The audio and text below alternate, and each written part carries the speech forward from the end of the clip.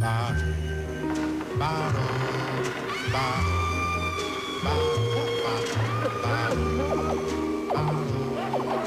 one was doing horror comics when we came out with R3. Very quickly, I think there were 130. Of course, they didn't have the art and they didn't have the stories. But in all honesty, I can't say they were gorier than we were because we figured we could out-gore anybody, and we did.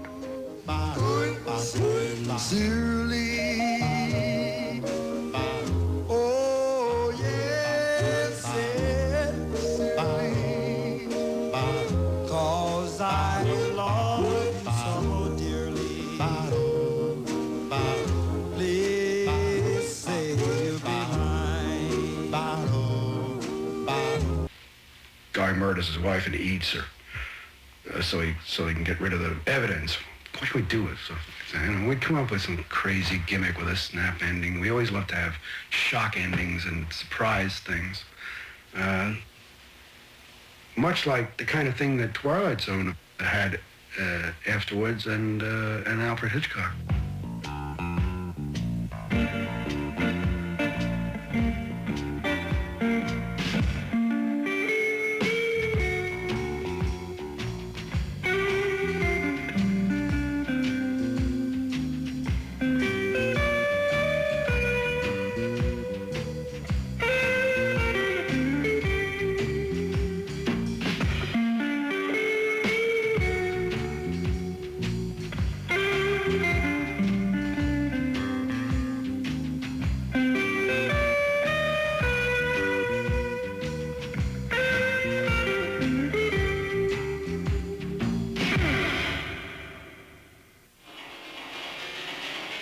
We did get grosser and grosser, there's no question about it. But we were doing tongue-in-cheek horror stories.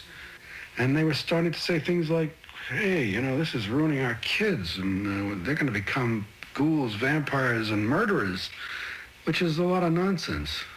These comic book covers that you are seeing here are a sample of what the children of the United States are reading today. 20 million copies of these comic books are pouring off the presses every single month. They're getting into the hands of children, and their contents match the covers. They are full of crime, terror, and horror.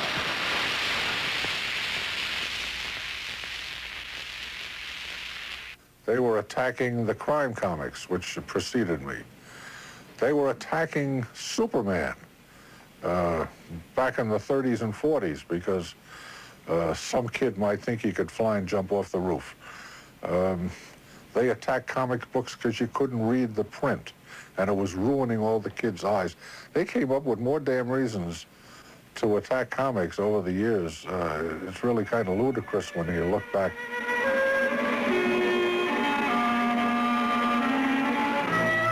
When I was a boy and played with the gang, we did a lot of things. We roasted potatoes and went on expeditions. We tipped over garbage cans now and then. We wrote nasty remarks about the teacher on the sidewalk. But we never spent an afternoon sitting around like this, reading. What a wonderful thing this would be if they were reading something worthwhile, something that would stimulate their desires to build and to grow.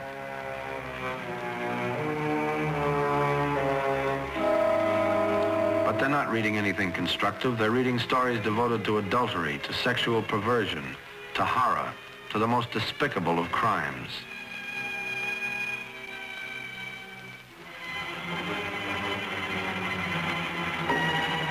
The corpse that came to dinner.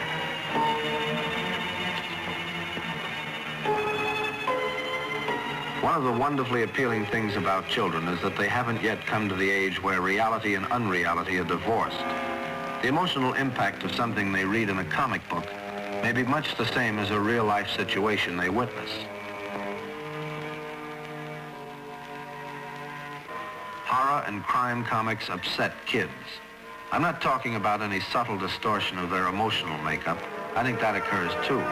But there's a more noticeable, immediate effect. You can see the tension develop as the story gets more gruesome. And if it's a bad one, the kid has a mass of jangled nerves by the time he's through it.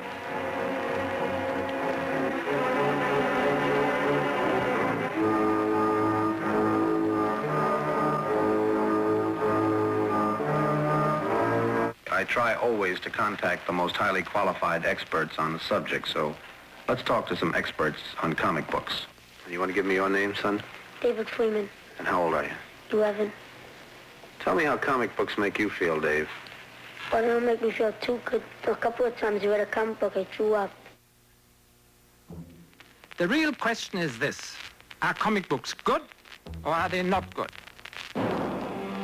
If you want to raise a generation that is half stormtroopers and half cannon fodder with a dash of illiteracy, then comic books are good.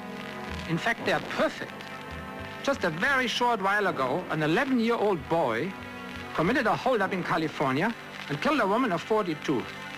And when the police came to arrest this 11-year-old boy, his older brother, who's 20, said, if you want to know the cause of all this, here it is. It's these rotten comic books.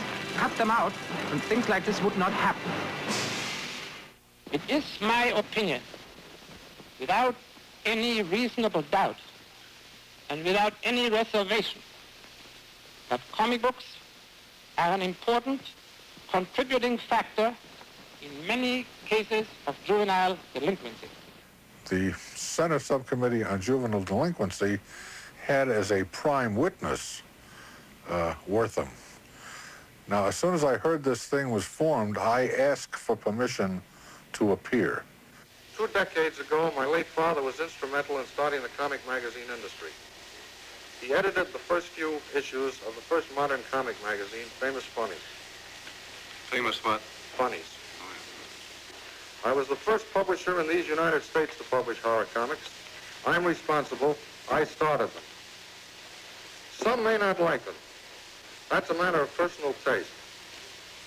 It would be just as difficult to explain the harmless thrill of a horror story to a Dr. Wortham as it would be to explain the sublimity of love to a frigid old maid. What are we afraid of? Are we afraid of our own children? Do we forget that they are citizens too and entitled to the essential freedom to read? Or do we think our children so evil, so vicious, so simple-minded that it takes but a comic magazine story of murder to set them to murder, of robbery to set them to robbery?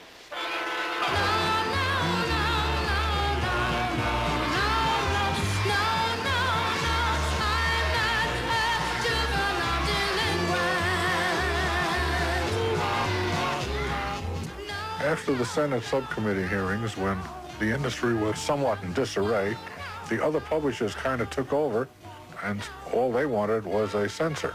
So rather quickly, they moved it along to the point where the Comics Magazine Association was formed, and the first thing they did was outlaw the words horror, terror, weird, and I think every word that I had on any of my titles, the association outlawed, which I thought was very funny. Although I wasn't amused, I was very angry.